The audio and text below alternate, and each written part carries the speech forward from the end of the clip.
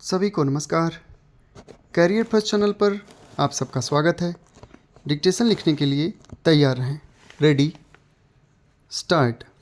महोदय, सामान्यतः जीवन की आधुनिक सुविधाओं में से उन्हें कोई भी प्राप्त नहीं है।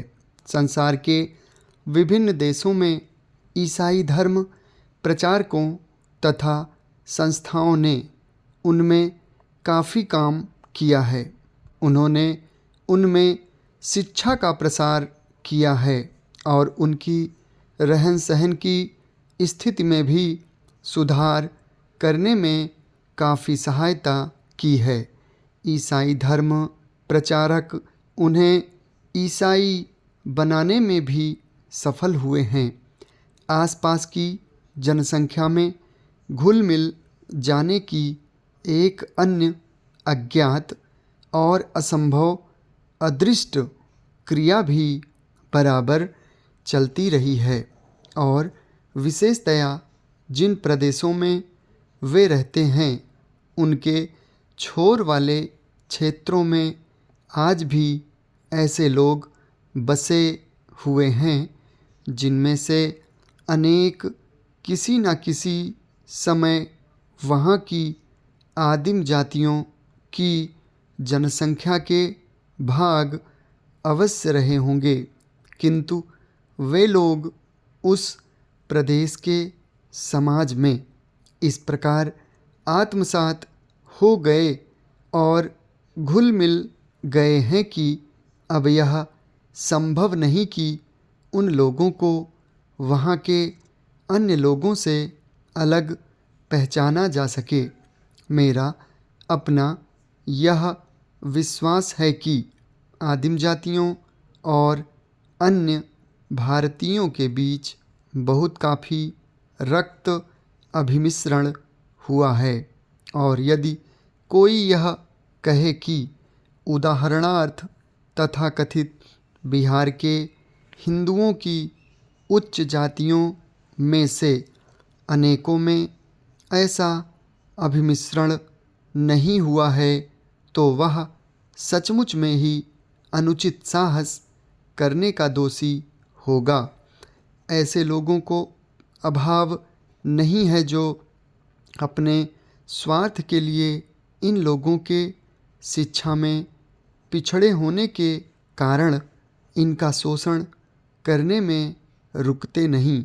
अतः हमें जिस समस्या को बड़े पैमाने पर हल करना है वह यही है कि हम ऐसी सुविधाएं पैदा करें जिनसे ये आदिम जातियां शिक्षा और आर्थिक विकास के क्षेत्र में अन्य लोगों के स्तर पर आने में समर्थ हो सकें। प्रश्न यह उठता है कि हम उनके लिए किस प्रकार की उन्नति और प्रगति चाहते हैं।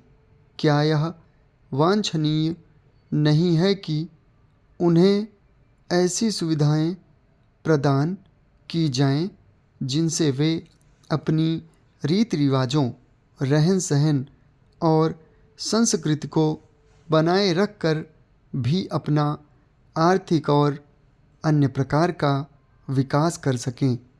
चाहे जो कोई भी तरीका अपनाया जाए, एक बात तो मान ही लेनी है और हर हालत में उस पर चलना है। वह यह है कि धर्म, भाषा, रहन सहन अथवा रीति रिवाजों की दृष्टि से उन पर किसी चीज़ को लादने का विचार या अभिप्राय तो हो सकता है और न होना ही चाहिए।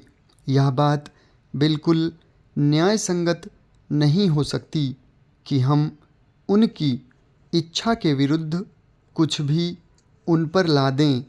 मेरा अपना विचार है कि हम उनकी शिक्षा और उनके आर्थिक जीवन में साधारण दृष्टि से सुधार के लिए उन्हें सुविधाएं प्रदान करनी चाहिए और यह बात उन पर छोड़ दी जाए कि वे अपने चारों ओर के समाज से घुल मिल जाना चाहते हैं अथवा अपना अस्तित्व बनाए रखना चाहते हैं।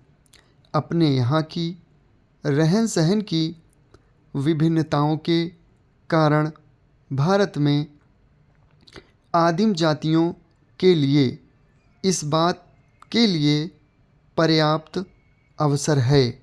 समाप्त। धन्यवाद।